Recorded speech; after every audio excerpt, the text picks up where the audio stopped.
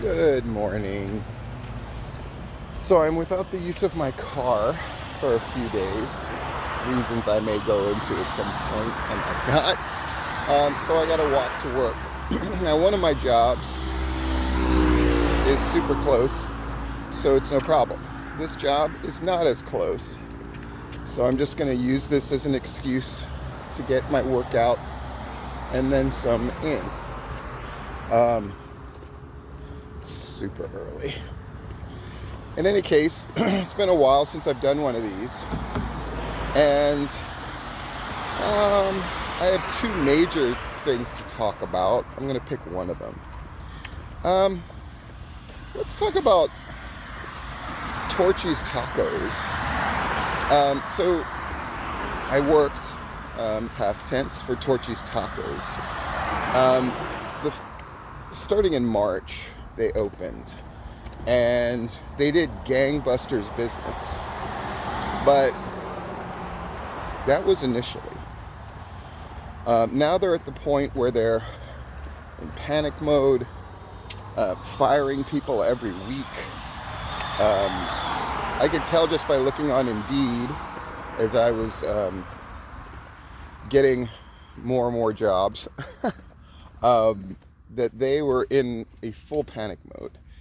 They've gone through 4 general managers, or interim general managers, or acting general managers, in as many months.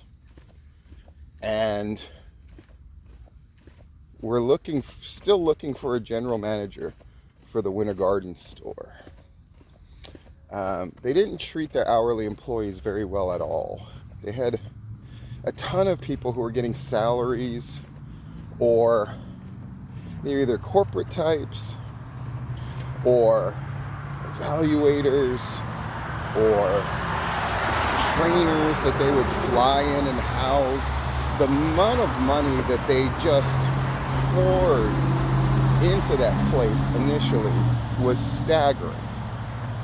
And their Blue Sky Kitchen, which has proven to be a monumental headache and probably a weird thing to experiment with, and obviously a thing that they had come up with.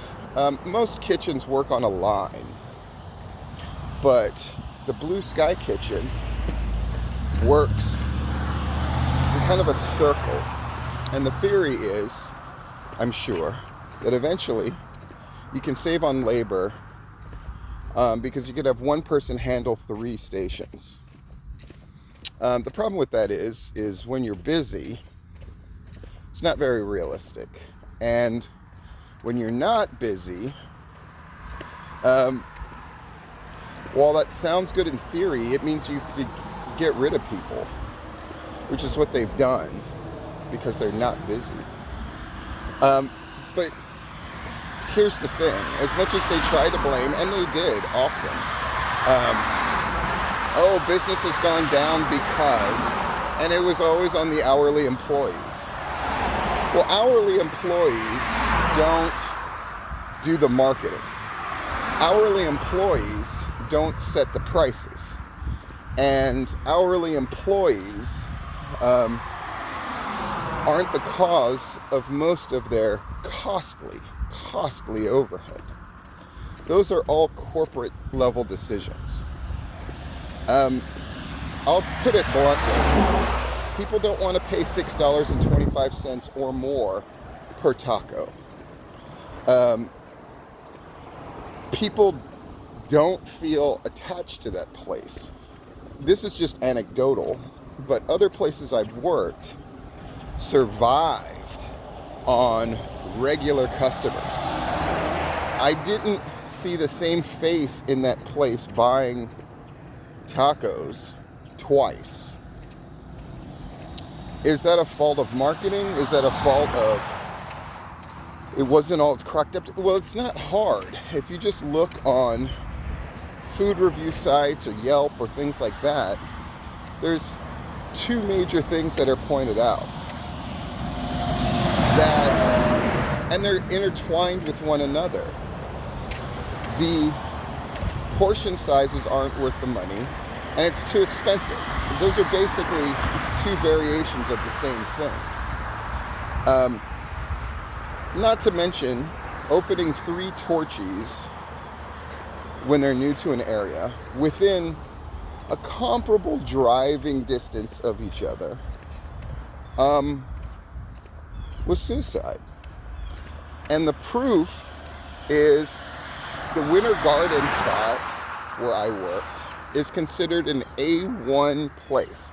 It used to be a Red Robin right in the middle of Winter Garden Village, right next to affluent people. The money is high. There's a ton of restaurants and shopping in that immediate area. And initially they did incredibly well, but it has fallen off a cliff.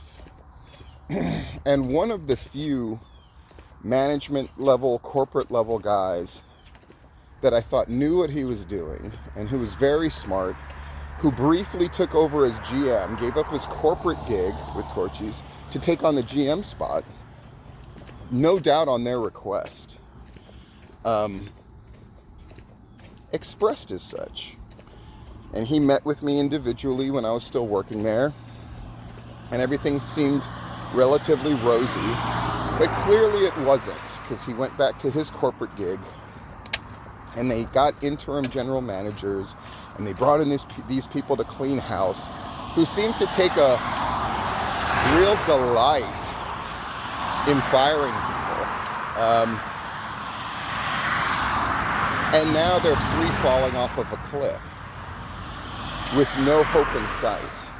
And anecdotally, again, when I've looked on Indeed and see them trying to hire for every position at the Altamont Torchies and the Winter Garden Torchies, and then they'll try to get all these people, and now they're doing these desperate tactics of promising how much money that you could potentially make because of tip share, when the tip share correlates with how many people eat there and how much money they're spending. And if that's fallen off a cliff, I would venture to guess that tip share has fallen off as well. I can be happy that I worked there when they absolutely needed people to work tons of hours and the tip share was incredibly high. So for perspective, the money that I made at Torchies, I made more in 2 months than I did at 3 months at my other prep job. But now it has completely fallen off. And they're having people who did what I did, which is what they call cold prep.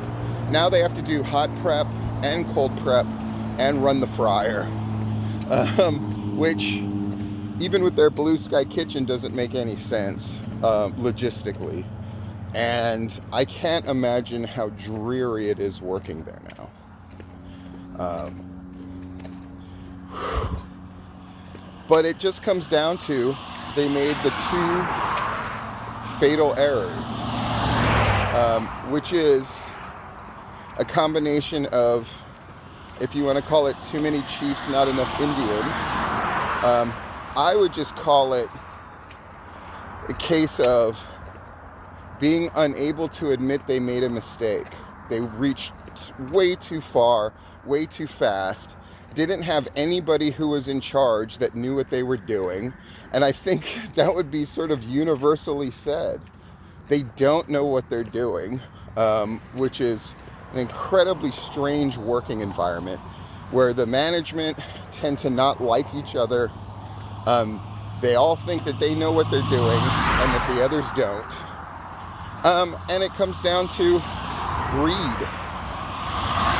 Opening up too many stores because all they could think about was the money they were going to make as they rubbed their hands together. Charging way, way too much, even in this age of restaurants charging more than they ever have. I think it's pretty telling that Olive Garden, which is a job I've had for years, has gone up on prices over the last 2 or 3 years, but kind of to a negligible amount. And even when the restaurant industry in general has dipped, they've managed to survive it And all they have to do is make minor adjustments in order to weather the leaner times. Whereas Torchy's is in a free fall. Now, in a case where they're firing people who make more money to try to hire people who will accept less money. But history tells us that when you do that,